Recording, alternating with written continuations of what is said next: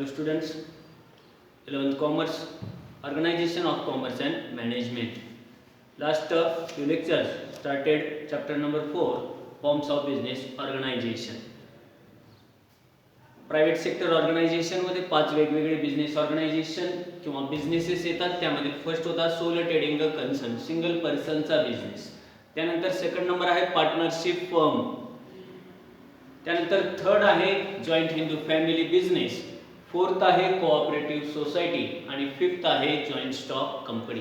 यामधील sole trading concern हा आपण लास्ट लेक्चर मध्ये फिनिश केलेला होता. एका सिंगल पर्सनचा बिझनेस होता. आता त्यानंतर सिंगल पर्सनच्या बिझनेसेसचे काही मेरिट्स अँड डिमेरिट्स पाहिले आपण, त्याचे काही फायदे आणि नुकसान पाहिले. त्यानंतर आता आपल्याला पुढे जाऊन सेकंड नंबरचा बिझनेस पाहायचा आहे प्रायव्हेट सेक्टर ऑर्गनायझेशन मध्ये. तो आहे पार्टनरशिप फर्म. पार्टनर ज्याला आपण म्हणतो याचाच अर्थ काय झाला, मोर दॅन वन पर्सन, तरच आपण त्याला पार्टनर म्हणतो. मग पार्टनर प्रत्येक ठिकाणी येतो, आपल्या घरामध्ये असेल, मित्रांमध्ये असेल, आणि तोच पार्टनर या व्यवसायामध्ये म्हणजेच बिझनेस मध्ये येतो. वन पर्सन सिंगल पर्सनचा बिझनेस म्हणजेच आपण सोल ट्रेडिंग कन्सर्न पाहिजे. त्यानुसार पार्टनरशिप फर्मचा बिझनेस आता दोन किंवा दोनपेक्षा जास्त लोकांनी चालवण्यात आलेला बिझनेस. इन केस आपल्या लोकॅलिटीला जर बघायचा विचार केला तर विश्व माहिती आहे आपल्याला, विश्वचे मॉल्स आहेत, विश्व ट्रॅव्हल्स आहेत, माहिती आहे का आपल्याला? इथे आपल्या इथं आहे आपल्या या रोडला सुद्धा विश्व आहे. प्रत्येक रोडला विश्वचं सुपर मार्केट दिसेल. पण ते पार्टनरशिप फर्म बिझनेस आहे.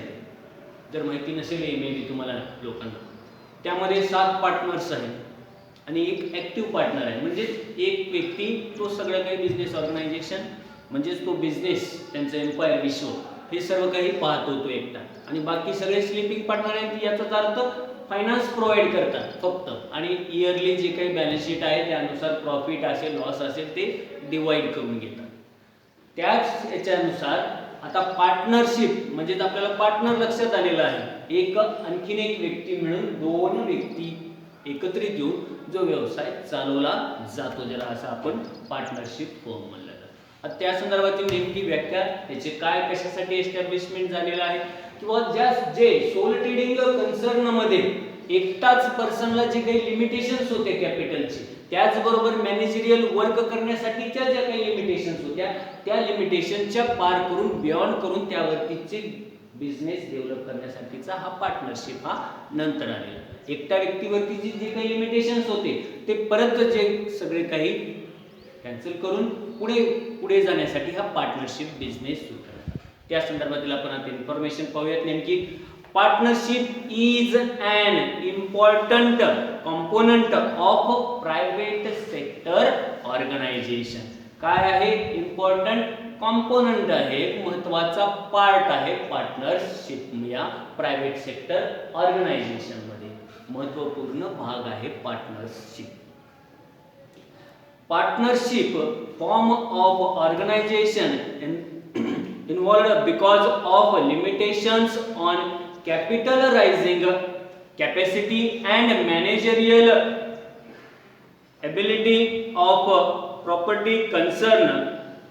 The need of adding more individuals in business arise due to expansion of existing prosperity concern at next level. या ज्या कोणत्याही इंडिव्हिज्युअल बिझनेस मधील त्याच्यावरतीचे इंडिव्हिज्युअल बिझनेस चालवताना जे काही अडचणी येत होत्या त्या अडचणी सॉल्व्ह करण्याचं काम या पार्टनरशिप फर्म मध्ये करण्यात आलेलं आहे. त्या इंडिव्हिज्युअल बिझनेसची नेक्स्ट लेवल म्हणजे कोणती आहे, तर ती पार्टनरशिप बिझनेस आहे. ज्यामध्ये येणाऱ्या जे काही कॅपिटल्स आहेत, त्याचे काही लिमिटेशन्स आहेत मॅनेजरियल, हे सर्व काहीची नेक्स्ट लेवल म्हणजे पार्टनरशिप फर्म आहे. Additional or admission of new individual new existing business gives birth to partnership firm. Partnership फर्मचाच जन्म, birth to the partnership firm, partnership फर्मचाच जन्म याच्यासाठी झालेला आहे की जो इंडिव्हिज्युअल पार्टनरशिप म्हणजेच इंडिव्हिज्युअल बिझनेस मध्ये जे प्रॉब्लेम्स येत होते ते सॉल्व्ह करण्यासाठीच पार्टनरशिपचा जन्म किंवा उदय झालेला आहे. ही आपली बेसिक इंट्रोडक्टरी भाग होता. जो कोणताही सोलो ट्रेडिंग्स मध्ये प्रॉब्लेम्स होते, जे कॅपिटल किंवा त्या मॅनेजरियल वर्कवरती लोअर कॉस्ट वरती जे काम करावं लागत होतं त्यासाठीच्या लिमिटेशन्स पार करून पुढील नेक्स्ट लेवल म्हणजे कोणती आहे तर ती आहे पार्टनरशिप फर्म. आता त्या संदर्भातील नेमकी मीनिंग काय आहे हे पाहूयात. A business organisation owned managed by more than one person where all partners shares in profit and losses of the businesses as well as liability is known as partnership business. काय म्हणण्यात आलेलं आहे? A business organization, एक business organisation owned and managed more than one person, एक व्यवसाय उद्योग ज्याची मालकी ज्याचं नियंत्रण एक किंवा एकापेक्षा जास्त व्यक्ती करतात त्यालाच काय म्हणण्यात आलेलं आहे? Partnership business. आपण प्रत्येकाला देवाने 2 हात 2 पाय 2 कान दिलेले आहेत, 2 डोळे दिलेले आहेत, पण ते जर एक दिलं असेल तर ते आपण वर्क करू शकतो का? नाही. मग या जे एक बिझनेस एका व्यक्तीचा चालवताना जे काही लिमिटेशन्स आले होते त्यानंतरचा दुसरा भाग म्हणजेच पार्टनरशिप. आणि या पार्टनरशिप मध्ये मी काय सांगितलंय? अशा प्रकारचा बिझनेस ऑर्गनायझेशनचे ज्या बिझनेस ऑर्गनायझेशन वरती owned and managed by more than one person, more than one person, एक व्यक्तीपेक्षा जास्त व्यक्ती ज्या बिझनेस ऑर्गनायझेशनची मालकी आहे त्यांनी नियंत्रण करतात त्यालाच काय म्हणण्यात आलेलं आहे? Partnership business.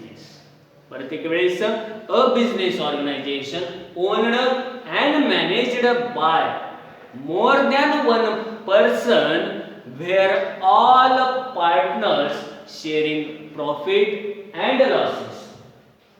एक किंवा एकापेक्षा जास्त व्यक्ती त्याच्या व्यवसायावरती मालकी आहे त्याच्यावरती नियंत्रण करतात आणि त्याचबरोबर होणारा नफा आणि नुकसान शेअर्स करतात. काय म्हणतात? म्हणजे वाटून घेतात, शेअर करून घेतात. त्यालाच काय म्हणण्यात आलेलं आहे? पार्टनरशिप फर्म किंवा पार्टनरशिप बिझनेस असं म्हणण्यात आलेलं आहे. आले लक्षात? आले का लक्षात? ज्या बिझनेस मध्ये मोर दॅन वन पर्सन, एक किंवा एकापेक्षा जास्त व्यक्ती ज्या बिझनेसेस वरती काय करतात? मालकी करतात, ओन्ड करतात अँड कंट्रोल्ड करतात and sharing by a profit and losses. होणारा नफा आणि फायदा त्याचबरोबर व्यवसाय चालवणे त्यावरती नियंत्रण ठेवणे हे वन पर्सन किंवा मोर दॅन वन पर्सन्स ज्या बिझनेस मध्ये असतात त्यालाच काय म्हणण्यात आलेलं आहे? पार्टनरशिप फर्म असं म्हणतात. त्यानंतर पुढे आहे डेफिनेशन, त्या संदर्भातील डेफिनेशन. त्या अगोदर आपल्याला मीनिंग परत एक वेळेस प्रत्येकाने व्यवस्थित वाचून घ्यायचे आणि त्याला आपल्याला रिवाइज करून पाठ करून घ्यायचे आहे. काय आहे? परत एक वेळेस रिपीट करायचं आपल्यासोबत.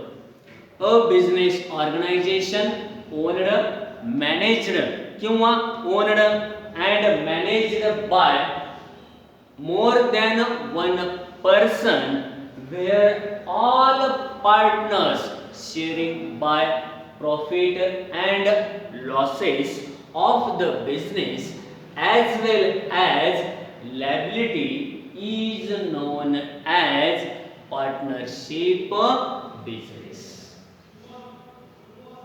त्यानंतर त्या संदर्भातील डेफिनेशन सांगण्यात आलेली आहे, त्याची व्याख्या. Section 4 Indian partnership act 1932 defines partnership as. जे एसपी चे विद्यार्थी आहेत, एसपी साठीचा कुठला लॉ वापरतो आपण? कुठला ऍक्ट आहे एसपी साठी? कोणता ऍक्ट आहे? अरे कोणता ऍक्ट आहे तो? इंडियन कंपनी ऍक्ट 2013 म्हणजे कंपनी कायदा 2013. त्याच पद्धतीनं पार्टनरशिप साठी एक ऍक्ट आहे. कोणता आहे? Indian partnership act 1932. कोणता आहे? भारतीय पार्टनरशिप, ज्याला शुद्ध मराठीमध्ये भागीदारी कायदा म्हणलं जातं. कोणता आहे? इंडियन पार्टनरशिप ऍक्ट 1932, 1932 हा भागीदारी कायदा आहे. आणि हे लॉ जे आहेत, ऍक्ट आहेत, हेच ऍक्टचा अभ्यास आपल्याला पुढे जाऊन नाही करायचा आहे, आताही तोच करायचा आहे. कुठलाही नियम हा कुठल्या ना कुठल्या कायद्याअंतर्गतच बनत असतो. बरोबर आहे का? तुम्हाला सर्व शिक्षणाचा अधिकार मिळाला, मग तो समान अधिकार मिळाला मुलांनाही मुलींनाही, तो कुठल्या ना कुठल्या कायद्याअंतर्गत मिळाला. पहिलं होतं का असं? नव्हतं असं. मग ते अधिकार याच्यानंच मिळालेले असतात, कुठल्या ना कुठल्या कायद्याअंतर्गतच मिळालेले असतात सर्व शिक्षण अभियान. त्याच पद्धतीने हा पार्टनरशिप बनला आहे मोर दॅन 1%चा, परंतु त्यासाठी लॉ कुठला बनवण्यात आला? त्यासाठी कुठला कायदा बनवण्यात आलेला आहे? तर तो कायदा आहे इंडियन पार्टनरशिप ऍक्ट 1932. कोणता आहे? Indian partnership act 1932. आता या ऍक्ट मधील कलम 4 मध्ये म्हणजेच सेक्शन 4 मध्ये पार्टनरशिपची डेफिनेशन देण्यात आलेली आहे. इंडियन पार्टनरशिप ऍक्ट मधील कलम 4 सेक्शन 4 मध्ये या पार्टनरशिप संदर्भातील डेफिनेशन सांगण्यात आलेली आहे. तर ती डेफिनेशन आहे, partnership is the relation between persons who have agreed to share the profit of businesses carried on by all or any of them acting for all. काय म्हणलेलं आहे? पार्टनरशिप हे एक अशा प्रकारचं रिलेशन आहे, अशा प्रकारचं रिलेशन बिटवीन आहे, दोघांमधील एक अशा प्रकारचा संबंध आहे जो व्यवसाय चालवतो त्यामधील दोघांमधील अशा एक प्रकारचा संबंध आहे, रिलेशन बिटवीन आहे, जे एकमेकाला ॲग्रीड करून, तयार करून होणारा जो कोणताही नफा आणि फायदा आहे ते वाटून घेण्यासाठी काय करण्यात आलेलं आहे? कॅरीड ऑन बाय ऑल और any of them acting for all. Partnership हे एक अशा प्रकारचं दोघां व्यक्तींमधील रिलेशन आहे, संबंध आहे, ज्यामध्ये एक प्रकारचा कॉन्ट्रॅक्ट करून किंवा त्यामधील एक प्रकारचा एक ॲग्रीड करून, ॲग्रीमेंट करून ठरवण्यात येतं की होणारा नफा आणि नुकसान होणार हे सर्व काही त्याच्यात ठरवल्यारित्या करण्यात येतं. त्यालाच पार्टनरशिप असं म्हणण्यात आलेलं आहे. आता मी आणि माझा एक मित्र या दोघांनी मिळून व्यवसाय चालवण्याचं ठरवलंय. नुसतं तोंडी चालतंय का आपल्या इथं? काही तोंडी चालतं का? किंवा मी आल्यानंतरही तुम्हाला विचारतो राईट डाऊन केलात का, तर मी शिकवलं असं ग्राह्य होतं का? तुम्ही जर राईट डाऊन, याचा अर्थ काय झालं? रायटिंग मध्ये केलं. मी माझ्या मित्रांनी बिझनेस टाकला, याचाच अर्थ कशात टाकणार? मी आणि आणखीन एक मित्र आहे म्हणजे पार्टनरशिपचा बिझनेस आहे. ओरल कॉन्ट्रॅक्ट चालेल का? तोंडी चालेल का? मग उद्या एकमेकाची फायटिंगच आहे. झालेला प्रॉफिट काय शेअर मध्ये वाटायचा, हे एक प्रकारचं काय करावं लागेल? आमच्या दोघांमध्ये कॉन्ट्रॅक्ट डीड करावं लागेल. बरोबर आहे? आणि मग होणारा नफा किती दोघांनी वाटून घ्यायचा, किती दोघांनी कॅपिटल त्याच्यामध्ये वाटणार. मी आणि माझ्या मित्रांनी असं म्हणाल, मित्र हे सांगण्यासाठी झालं, पण त्या कॉन्ट्रॅक्ट मध्ये तो माझा कोण आहे? पार्टनर. पार्टनरशिप मधील अनदर पर्सनला काय म्हणलं जातं? पार्टनर म्हणण्यात येतो. मग मी आणि माझा पार्टनर मिळून जो बिझनेस चालवणार आहोत त्याला पार्टनरशिप फॉर्म म्हणतात. परंतु त्या दोघांमधील जे रिलेशन बिटवीन आहे ते योग्य प्रकारात होणारं sharing by profit and loss असेल and as well as liability असेल, दायित्व लोकांचं देणं असेल, हे सर्व काही एका कॉन्ट्रॅक्ट अंतर्गत करण्यात येतं. अँड त्यालाच ॲक्टिंग फॉर ऑल असं म्हणण्यात येतं. करण्यात येणारं सर्व काही कार्य ज्याला म्हणतात. ॲक्टिंग करणे म्हणजेच काय? कार्य करणे. तो त्या रोलमध्ये जातो. आपण पाहिलं, याचाच अर्थ बाहुबलीमध्ये होता प्रभास म्हणजे काय? तो रोजच प्रभास म्हणून असं राजा म्हणून फिरतो का? नाही. त्या ठिकाणी तो वर्क करतो ॲज सेम त्याच ठिकाणी सेक्शन 4 मध्ये सांगण्यात आलेलं आहे इंडियन पार्टनरशिप ॲक्ट 1932 मध्ये जे पार्टनर्समध्ये रिलेशन बिटवीन आहे, जे होणारा कॉन्ट्रॅक्ट आहे त्यानुसार by sharing a profit and loss जो डिवाइड करण्यात येतो होणारा अँड त्याचबरोबर ॲज वेल ॲज लॅबिलिटी त्याचं दायित्व सुद्धा त्यालाच काय म्हणण्यात आलेलं आहे पार्टनरशिप असं म्हणण्यात आलेलं आहे. त्यानंतरची सेकंड नंबरची डेफिनेशन सांगण्यात आली आहे प्रोफेसर LH हेने डिफाइन्ड पार्टनरशिप ॲज काय म्हणण्यात आलेलं आहे partnership is the relation existing between persons component to make contract who have agreed to carry on a lawful business in common with a view to private gain. Private gain याचाच अर्थ gain म्हणजेच येणे, मिळवणे, पैसा कमवणे म्हणजेच profit कमवणे. काय म्हणण्यात आलेलं आहे पार्टनरशिप हे अशा प्रकारचं रिलेशन आहे एक्झिस्टिंग बिटवीन पर्सन्स जे दोन पर्सन्स मध्ये करण्यात येतं मेक अ कॉन्ट्रॅक्ट जे आपण अगोदरच सांगितलं दोन पर्सन्स मध्ये रिलेशनशिप टिकवण्यासाठी करण्यात येणारं कॉन्ट्रॅक्ट. उद्या आहे का नाही तुमचं भविष्यात का कोण होणार आहे मोदी अलग निरंजन तर काय होतील उद्या चालून तुम्ही भविष्याचे आहातच लग्न करणार आहात पण एक प्रकारचा तो त्या मंडपात त्या 4 लोकात 5 लोकात आपण काय करतो एक प्रकारचा कॉन्ट्रॅक्टच होतो ना. जे काही होईल ते याला सांभाळण्याची तिनं म्हणते मी याला सांभाळण्याची सर्व काही जबाबदारी आम्ही आयुष्यभराची पार पाडेल.